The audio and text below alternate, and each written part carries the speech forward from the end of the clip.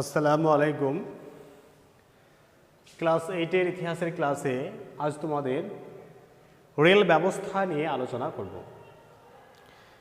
দেখো, আজকে আমরা খুব অল্প সময়ে রেলপথের সাহায্যে এক জায়গা থেকে আরেক জায়গায় খুব অল্প সময়ে যেতে পারি। তাহলে সেই যে রেলপথ, সেই রেলপথ ভারতবর্ষের যে রেলপথ প্রবর্তন, সেই রেলপথ প্রবর্তনের একটা দীর্ঘ ইতিহাস ছিল। তা রেলপথ প্রবর্তনের জনক নামে যিনি পরিচিত তিনি হলেন লর্ড ডালহৌসি। এই লর্ড ডালহৌসিকে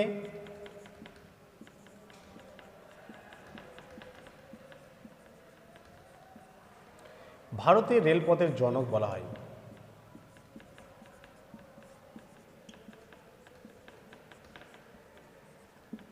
ভারতের রেলপথের জনক বলা হয় লর্ড ডালহৌসিকে। এই লর্ড ডালহৌসি ভারতের রেলপথ প্রবর্তন করেছিলেন 1853 খ্রিস্টাব্দে Great Indian Peninsular rail company. 1853 খ্রিস্টাব্দে গ্রেট ইন্ডিয়ান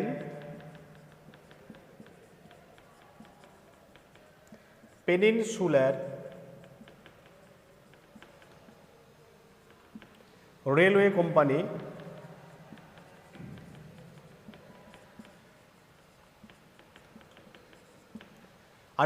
খ্রিস্টাব্দে Great Indian Peninsular railway company Bombay থেকে থানে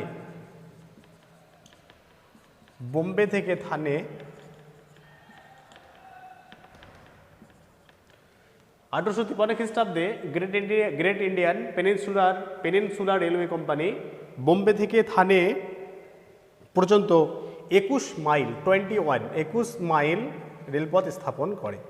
তাহলে ভারতবর্ষে এটি ছিল প্রথম রেলপথ, যে রেলপথের সূচনা করেছিলেন great Indian Peninsular railway company. Bombay থেকে থানে পর্যন্ত এই 21 মাইল প্রথম রেলপথ তারা রেলপথের সূচনা করেছিল। পরবর্তীকালে ভারতীয়দের কল্যাণ সাধনের জন্য এই রেলপথ স্থাপিত হয়েছিল 1870 খ্রিস্টাব্দে বোম্বাই এবং মাদ্রাজের মধ্যে, এবং তারা ভারতীয়দের কল্যাণ সাধনের জন্য রেলপথ স্থাপনের কথা বললেও রেলপথ স্থাপনের বেশ কিছু উদ্দেশ্য ছিল। তাহলে লর্ড ডালহৌসি যে রেলপথ স্থাপন করেছিলেন, সেই লর্ড ডালহৌসি রেলপথ স্থাপনের পিছনে কি কি উদ্দেশ্য ছিল সেগুলো আমরা দেখব। লর্ড ডালহৌসির উদ্দেশ্য কি কি রেলপথ স্থাপনের, সেগুলো নিয়ে একটু বিশ্লেষণ করব। যে লর্ড ডালহৌসি যে ভারতবর্ষে রেলপথ স্থাপন করেছিলেন, সেই স্থাপনের পেছনে কি কি তার উদ্দেশ্য ছিল। ডালহৌসির উদ্দেশ্য: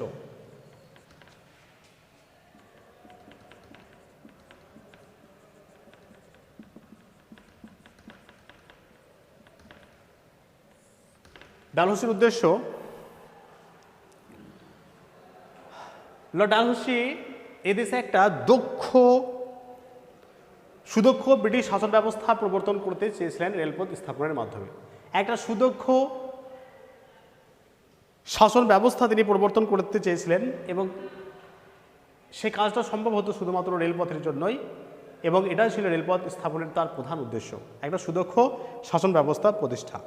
2 নম্বর, ভারতের যে প্রত্যন্ত এলাকা, সেই প্রত্যন্ত অঞ্চলে দ্রুত ইংরেজ সৈন্যবাহিনীকে পৌঁছে দেওয়ার জন্য লর্ড ডালহৌসি তিনি রেলপথ স্থাপন করেছিলেন। ধরো ভারতের কোনো একটা প্রত্যন্ত জায়গায় কি হচ্ছে, ভারতের একটা প্রত্যন্ত জায়গায় বিদ্রোহের সৃষ্টি হয়েছে বা পরিবেশ সৃষ্টি হয়েছে, তাহলে সেই বিদ্রোহকে দমন করার জন্য ইংরেজ ইস্ট ইন্ডিয়া কোম্পানি পক্ষে লর্ড ডালহৌসি, যাকে আমরা ভারতের রেলপথের জনক বলে অভিহিত করছি, তাহলে তিনি কি খুব অল্প সময়ে যাতে সেখানে গিয়ে রেলপথের সাহায্যে খুব দ্রুত এবং তাড়াতাড়ি সেখানে গিয়ে যাতে বিদ্রোহ দমন করা যায়, তার জন্য তিনি এই রেলপথের সূচনা করেছিলেন। 3 নম্বর, যোগাযোগ ব্যবস্থার উন্নতি ঘটিয়ে ব্রিটিশ পুঁজি ভারতে বিনিয়োগ করা। তাহলে যোগাযোগ ব্যবস্থার উন্নতি ঘটিয়ে ব্রিটিশ পুঁজি ভারতে বিনিয়োগ করা এবং সেখান থেকে লভ্যাংশ আদায় করার একটা উদ্দেশ্য ছিল লর্ড ডালহৌসির। বাণিজ্যিক সুযোগ সুবিধা বৃদ্ধি করা এবং দূরবর্তী অঞ্চল থেকে খুব দ্রুত এবং খুব তাড়াতাড়ি এবং খুব কম দামে কাঁচামাল সংগ্রহ করা ছিল লর্ড ডালহৌসির উদ্দেশ্য। তাহলে এই সমস্ত উদ্দেশ্যের জন্য লর্ড ডালহৌসি কী করেছিলেন, তিনি ভারতবর্ষের রেল ব্যবস্থা প্রবর্তন করেছিলেন।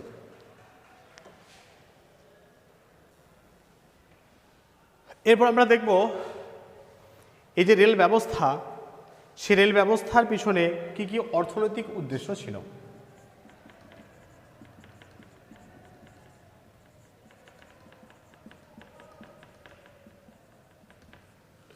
রেলপথ প্রবর্তনের ক্ষেত্রে অর্থনৈতিক উদ্দেশ্য।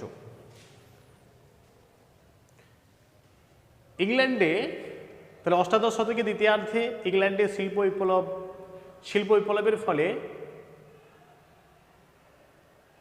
প্রচুর পরিমাণে বস্ত্র উৎপাদন শুরু হয়েছিল। তাহলে সেই পণ্য সামগ্রী যাতে খুব দ্রুত ভারতের প্রত্যন্ত অঞ্চলে পৌঁছানো যায় তার জন্য রেলপথ তৈরি করা হয়েছিল। এটা হচ্ছে 1 নম্বর। 2 নম্বর, ভারতের উৎপাদিত কাঁচামাল খুব সহজে সংগ্রহ করার জন্য এই রেলপথ প্রবর্তন করা হয়েছিল। ভারতের যে কাঁচামাল র মেটেরিয়ালস যেটাকে বলা হয়, সেই র মেটেরিয়ালস যাতে খুব সহজে সংগ্রহ করা যায় তার জন্য রেলপথ প্রবর্তন করা হয়েছিল।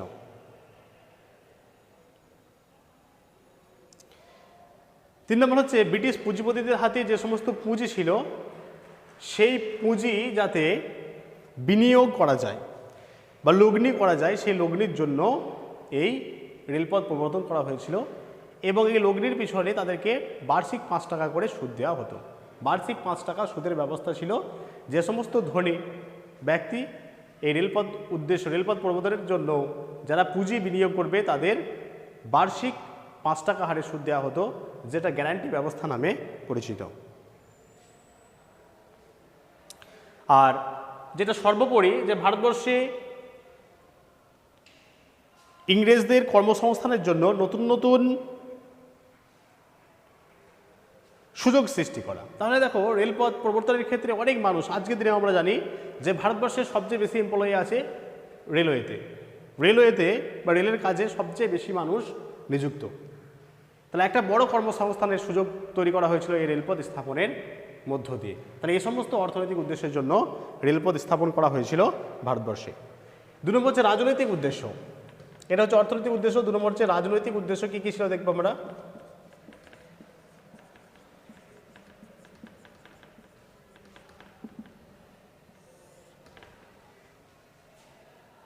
রাজনৈতিক উদ্দেশ্য কি কি ছিল রেলপথ স্থাপনের? ভারতবর্ষ হচ্ছে একটা বিশাল দেশ। তাহলে সেই বিশাল দেশের মধ্যে একটা বিভিন্ন যে অঞ্চল, সেই অঞ্চলের মধ্যে দ্রুত যাতে যোগাযোগ ব্যবস্থা ঘটে বা দ্রুত যোগাযোগ ব্যবস্থা স্থাপনের জন্য রেলপথ প্রবর্তন করা হয়েছিল। এবং রাজনৈতিক নিয়ন্ত্রণ সুপ্রতিষ্ঠা, তাহলে যে রাজনৈতিক নিয়ন্ত্রণ, সেই নিয়ন্ত্রণকে সুপ্রতিষ্ঠা করার জন্য রেলপথ স্থাপিত হয়েছিল। আর ভারতবর্ষে প্রশাসনিক বিভিন্ন কাজের তদারকি, প্রশাসনিক যে বিভিন্ন কাজ, সেই প্রশাসনিক বিভিন্ন কাজের তদারকি যাতে খুব সহজে করা যায় তার জন্য রেলপথ প্রবর্তন করা হয়েছিল। এই সমস্তগুলো ছিল রাজনৈতিক উদ্দেশ্য। এরপর সামরিক উদ্দেশ্য কী কী ছিল? মূলত এই 3টে উদ্দেশ্যের জন্য রেলপথ স্থাপিত হয়েছিল। লর্ড ডালহৌসির একটা উদ্দেশ্য, আর অর্থনৈতিক, রাজনৈতিক এবং সামরিক উদ্দেশ্য। সামরিক উদ্দেশ্য কী কী ছিল রেলপথ স্থাপনের?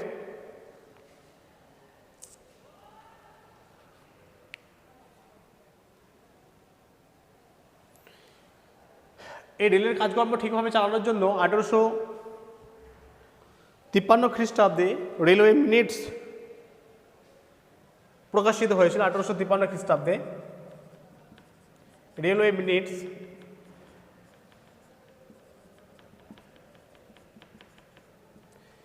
মিনিটস প্রকাশিত হয়েছিল 1853 খ্রিস্টাব্দে।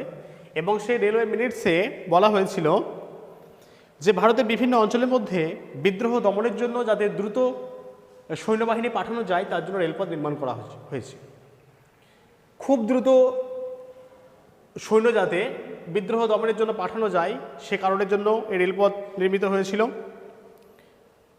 এবং বাইরের যে কোনো শত্রু, বাইরে যে সমস্ত শত্রু, সেই বাইরের শত্রুদের হাত থেকে ব্রিটিশ সাম্রাজ্যকে রক্ষা করার জন্য, বাইরের শত্রু মোকাবেলা করার জন্য, বাইরের যে শত্রু সেই শত্রুর হাত থেকে ব্রিটিশ সাম্রাজ্যকে রক্ষা করার জন্য রেলপথ নির্মিত হয়। সেনাবাহিনীর কাছে খুব দ্রুত খাদ্য, রসদ এবং যুদ্ধের অস্ত্রশস্ত্র পাঠানোর জন্য এই রেলপথ নির্মিত হয়েছিল। তাহলে 1853 খ্রিস্টাব্দে রেলওয়ে মিনিটস যে সমস্ত প্রতিবেদন প্রকাশ করেছিল সেই প্রকাশের উপর নির্ভর করে সামরিক উদ্দেশ্যগুলি আলোচিত হয় এবং সেখানে বলা হয় যে ভারতের বিভিন্ন অঞ্চলের মধ্যে খুব দ্রুত বিদ্রোহ দমন করার জন্য রেলপথ নির্মিত হয়েছিল। যারা সেনাবাহিনী তাদের খাদ্য এবং রসদ এবং যুদ্ধে যেগুলো অস্ত্রশস্ত্র ব্যবহৃত হয় সেগুলো সরবরাহ করার জন্য রেলপথ নির্মিত হয়। আর বাইরের শত্রুর হাত থেকে ব্রিটিশ সাম্রাজ্যকে রক্ষা করার জন্য এই রেলপথ নির্মিত হয়েছিল।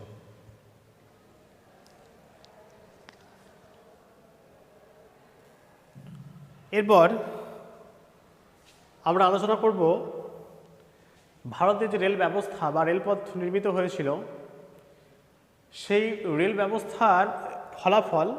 দেখো, রেল ব্যবস্থার ফলাফল দুরকমই হয়েছিল, একটা হচ্ছে সুবিধা, একটা অসুবিধা। দুরকমের প্রভাব ছিল ভারতের যে সমাজ ব্যবস্থা বা রাজনীতিতে, দুরকম প্রভাব পড়েছিল। তার মধ্যে প্রথমেই আমরা দেখব যে সুফল, ভারতের যে রেল ব্যবস্থা সেই রেল ব্যবস্থার কী কী সুফল হয়েছিল সেটা আমরা প্রথমেই জানব। সুফলগুলো প্রথমে আলোচনা করব। সুফলের মধ্যে প্রথমে আমরা যেটা বলবো যে যোগাযোগ ব্যবস্থার আধুনিকীকরণ।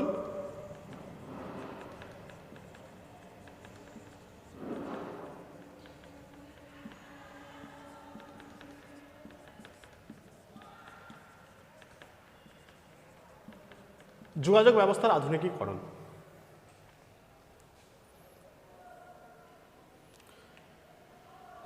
দেখো, রেলপথ স্থাপনের ফলে যোগাযোগ ব্যবস্থা আরও আধুনিকীকরণ হয়েছিল এবং এক জায়গা থেকে আরেক জায়গা খুব দ্রুত এবং খুব কম খরচে এবং খুব দ্রুত এক জায়গা থেকে আরেক জায়গায় যাওয়া যেত। এছাড়াও এক জায়গা থেকে আরেক জায়গা মানুষের পরিবহন ছাড়াও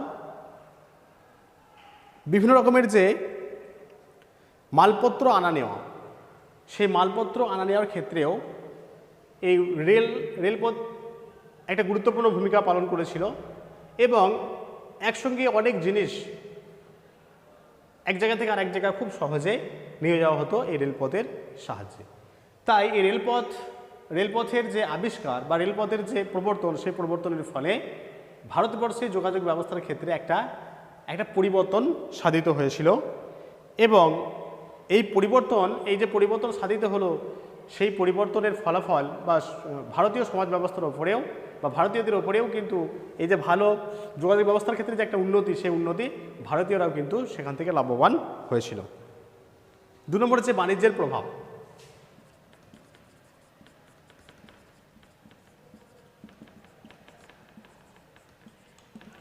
বাণিজ্যের প্রভাব বা বাণিজ্যের উন্নতি বলতে পারো, বাণিজ্যের উন্নতি বা প্রভাব। বাণিজ্যের উন্নতি কি?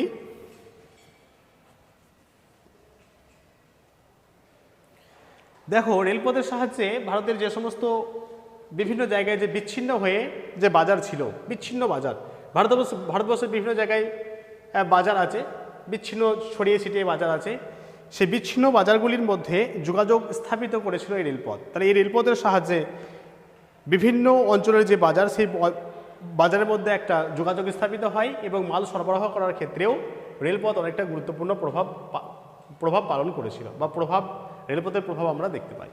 তাহলে কোনো একটা জায়গায় ধরো যে জিনিসটা খুব সহজলভ্য, সেই জিনিসটা আবার অন্য জায়গায় বেশি দামে বিক্রি হয়, তাহলে এই রেলপথের সাহায্যে মানুষ কী করেছিল, সেই জিনিসটা নিয়ে গিয়ে যেখানে বেশি দামে বিক্রি হয় সেখানে তারা বিক্রি করতে পেরেছিল এই রেলপথের সাহায্যে। এবং রেলপথের যে খরচ, সেই খরচটাও খুব কম, অন্যান্য ট্রান্সপোর্টের চেয়ে রেলপথের খরচটা অনেক কম, তাই এক্ষেত্রে লাভের সংখ্যাটা বা লাভের পরিমাণটা অনেক বেশি হয়েছিল।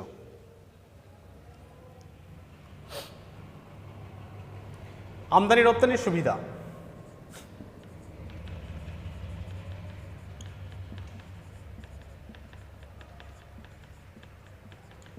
আমদানি রপ্তানির সুবিধা।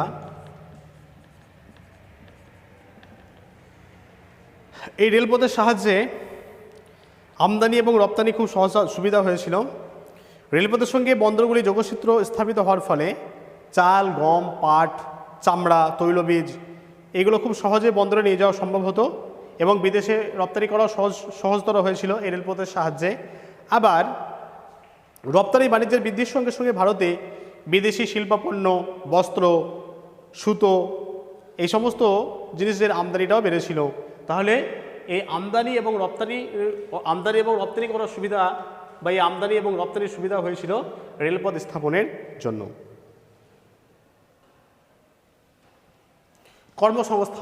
কর্মসংস্থানের সুযোগ বৃদ্ধি।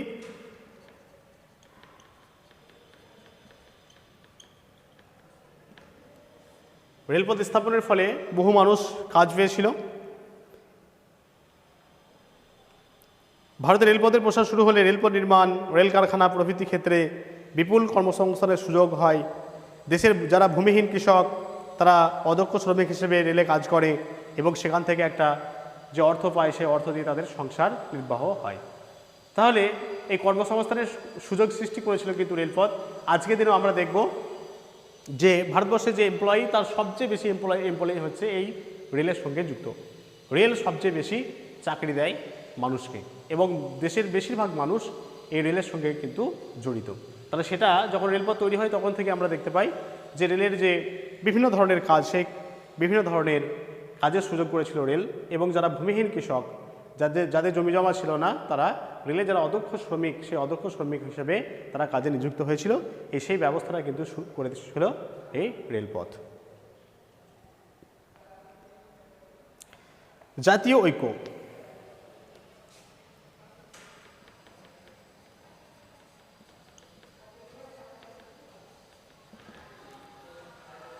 জাতীয় ঐক্য ভারতের বিভিন্ন অঞ্চলের মধ্যে রেলপথ যোগাযোগ, ভারতের যে বিভিন্ন অঞ্চল সেই বিভিন্ন অঞ্চলের মধ্যে রেলপথ যোগাযোগ স্থাপন করেছিল। তার বিভিন্ন অঞ্চলে বিভিন্ন স্থানীয় মানুষের সঙ্গে কি হয়েছিল না, বিভিন্ন মানুষের একটা সৌহার্দ্য বিনিময় ঘটেছিল। বিভিন্ন অঞ্চলে বিভিন্ন জায়গার মানুষের সঙ্গে তাদের পরিচয় ঘটেছিল। এর ফলে একটা জাতীয় ঐক্য সৃষ্টি হয়েছিল, জাতীয় ঐক্য সৃষ্টি করেছিল রেলপথ। এক্ষেত্রে নানান ভাষা, সংস্কৃতি, গোষ্ঠীর মানুষের সঙ্গে যোগাযোগ ঘটেছিল এবং সেই যোগাযোগ থেকে তাদের মধ্যে একটা জাতীয় ঐক্যের সৃষ্টি হয়েছিল এবং এক্ষেত্রে গুরুত্বপূর্ণ ভূমিকা পালন করেছিল এই রেলপথ। আবার এই রেলপথের সাহায্যে দুর্ভিক্ষকালীন পরিস্থিতিতে এক অঞ্চল থেকে আরেক অঞ্চলে খুব কম সময়ে ত্রাণ সামগ্রী পৌঁছে দেওয়া সম্ভব হয়েছিল এই রেলপথের জন্যই। ঠিক আছে, তাহলে ত্রাণ সামগ্রী, ধরো কোনো এক জায়গায় দুর্ভিক্ষ দেখা দিয়েছে, সে জায়গায় ত্রাণ পাঠাতে হবে এবং খুব অল্প সময়ে রেলপথের সাহায্যে সেখানে ত্রাণ পৌঁছে যায় এবং সেখানকার মানুষরা সে দুর্ভিক্ষ থেকে খুব তাড়াতাড়ি মুক্তি পায়। তাহলে এই সমস্ত এগুলো হলো রেলপথের সুফল। তাহলে যোগাযোগ ব্যবস্থার আধুনিকীকরণ বা যোগাযোগ ব্যবস্থার উন্নতি, বাণিজ্যের উন্নতি, আমদানি এবং রপ্তানির সুবিধা, কর্মসংস্থান, জাতীয় ঐক্য, ত্রাণ সামগ্রী পৌঁছে দেওয়া, এগুলো হলো রেলপথ প্রবর্তনের সুফল। এরপর আলোচনা করব ভারতের রেল ব্যবস্থার কুফল নিয়ে। দাদাভাই নওরোজি,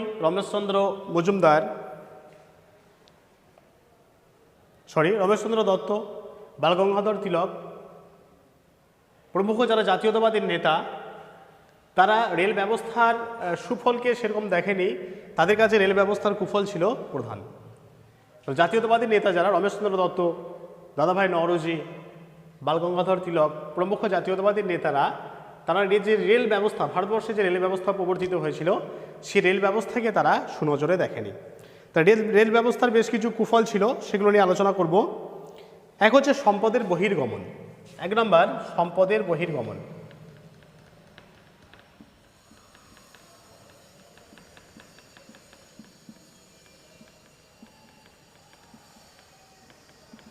সম্পদের বহির্গমন বলতে ভারতবর্ষের সম্পদ বিদেশে চলে যাওয়াকেই বোঝায়।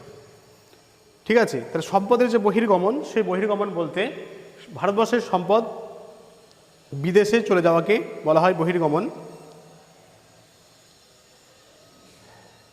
তাহলে এই ভারতবর্ষের যে সম্পদ বিদেশে চলে যাচ্ছে তার পিছনে কিন্তু রেলপথ অনেকাংশে দায়ী ছিল। এই রেলপথ প্রসারের মাধ্যমেই ভারতবর্ষের সম্পদ ইংল্যান্ডে চলে যেতে থাকে, তাহলে ইংল্যান্ডে যে সমস্ত পণ্য সামগ্রী ভারতের বাজার ছেয়ে ফেলেছিল, ইংল্যান্ডের বস্ত্র সামগ্রীতে পণ্য সামগ্রীতে ভারতের বাজার ছেয়ে ফেলেছিল এবং সেক্ষেত্রে গুরুত্বপূর্ণ ভূমিকা পালন করেছিল এই রেলপথ।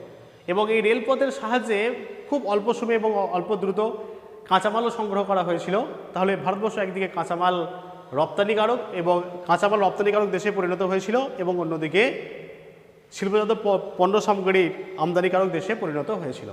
তাহলে এই দুই দিক থেকেই কিন্তু ভারতবর্ষ ক্ষতিগ্রস্ত হয়েছিল এবং ভারতের সম্পদ ইংল্যান্ডে চলে যেতে থাকে। এবং এক্ষেত্রে স্পঞ্জ থিওরি একটা কোনো এক জায়গায় যদি জল পড়ে যায়, সেই জল যদি জলের উপর একটা স্পঞ্জ দিলে যেরকম জলকে শোষণ করে নেয়, একই রকমভাবে ভারতবর্ষের সম্পদকে ব্রিটিশরা শোষণ করেছিল এবং ভারতবর্ষের সম্পদ তারা নিজেদের দেশে নিয়ে যায় এবং সেখানে নিয়ে গিয়ে তারা কলকারখানা স্থাপন করে এবং সেখানে কলকারখানাজাত শিল্প সামগ্রীতে ভারতের বাজার ছেয়ে যায়। ফলে ভারতবর্ষের বিপুল সম্পদ ইংল্যান্ডে চলে যেতে থাকে, যেটাকে ঐতিহাসিকরা সম্পদের বহির্গমন বলে অভিহিত করেছেন। 2 নম্বর কি? 2 নম্বর হচ্ছে বর্ণ বৈষম্য। বর্ণ বৈষম্য বৃদ্ধি পায় বা বর্ণ বৈষম্য। দেখো, ইংরেজরা বা ইংল্যান্ড থেকে যে সমস্ত মানুষ ভারতবর্ষে এসেছিল তারা ছিল সাদা চামড়ার মানুষ এবং সাদা চামড়ার মানুষদের রেলে চড়লে ভাড়া দিতে হতো না।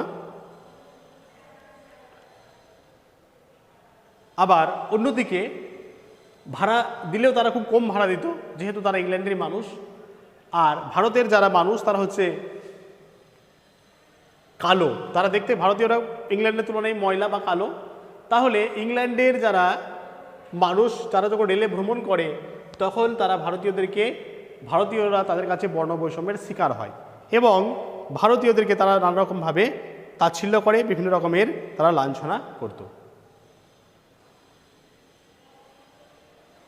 এবং রেলপথের জন্যই কিন্তু ভারতীয়রা এই বর্ণ বৈষম্যের শিকার হয়।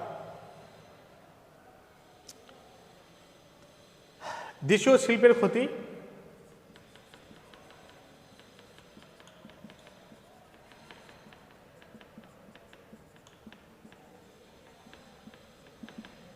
দেশীয় শিল্পের ক্ষতি বা ভারতীয় কুটির শিল্পের যে ধ্বংস সাধন, সে ভারতীয় কুটির শিল্পের ধ্বংস সাধনের পিছনে এই রেলপথ অনেকাংশে দায়ী ছিল। এই রেলপথের সাহায্যেই ভারতের যে কাঁচামাল সেগুলো ইংল্যান্ডে চলে যায় এবং ভারতবর্ষ একটা রপ্তানিকারক দেশে পরিণত হয় এবং ইংল্যান্ডজাত পণ্য সামগ্রী বাজারও ছেয়ে যায় রেলপথের সাহায্যে। ফলে একটা অসম প্রতিযোগিতার মধ্যে ভারতীয় শিল্পীরা পড়ে যায় এবং অসম প্রতিযোগিতার ফলে ভারতীয় শিল্পীরা পড়ে যায় বলেই তারা কিন্তু তাদের যে কুটির শিল্প, সেই কুটির শিল্প তারা ছেড়ে দিতে বাধ্য হয় এবং এক্ষেত্রে ভারতীয় যে শিল্প ধ্বংস, সে ধ্বংসের পেছনে কিন্তু এই রেলপথ অনেক অংশে দায়ী ছিল।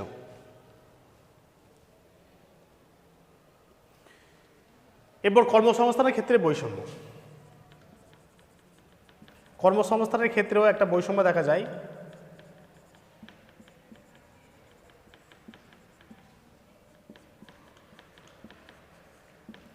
কর্মসংস্থানের ক্ষেত্রে বৈষম্য।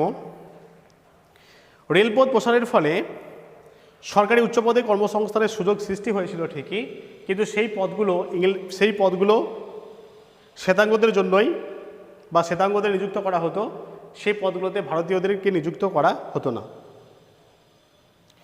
এবং যদি আমরা পার্সেন্টেজ হিসেবে দেখি তাহলে ভারতের যে উচ্চ পদ, ভারতের যে প্রশাসনিক পদগুলো, বড় বড় যে পদ, সেই বড় বড় পদে মাত্র 10% মানুষ নিযুক্ত ছিল এবং 90% মানুষ নিযুক্ত ছিল ইংল্যান্ডের। তাহলে এই কর্মসংস্থানের ক্ষেত্রেও একটা বড় ধরনের বৈষম্য আমরা দেখতে পাই। অর্থাৎ এখানে সমসুযোগের কোনো সৃষ্টি, সমসুযোগের এখানে কোনো ব্যবস্থা ছিল না। রেলের যে প্রশাসনিক পদ, সেই পদগুলো, বড় বড় যে পদ, সেই পদগুলো ভারতীয়দেরকে দেওয়া হয়নি। মাত্র 10% পদ ভারতীয়দেরকে দেওয়া হয়েছিল এবং 90% পদ ইংল্যান্ডের যারা মানুষ তাদেরকে দেওয়া হয়েছিল।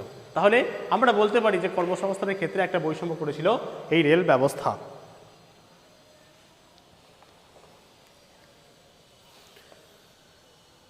তাহলে দেখো, আজকে এই রেল ব্যবস্থা নিয়ে আলোচনা করা হলো। তাহলে রেলপথ প্রবর্তনে লর্ড ডালহৌসির কী কী উদ্দেশ্য ছিল সেগুলো বলা হলো এবং রেলপথ নির্মাণের ক্ষেত্রে অর্থনৈতিক, রাজনৈতিক এবং সামরিক উদ্দেশ্য নিয়ে আলোচনা করা হলো।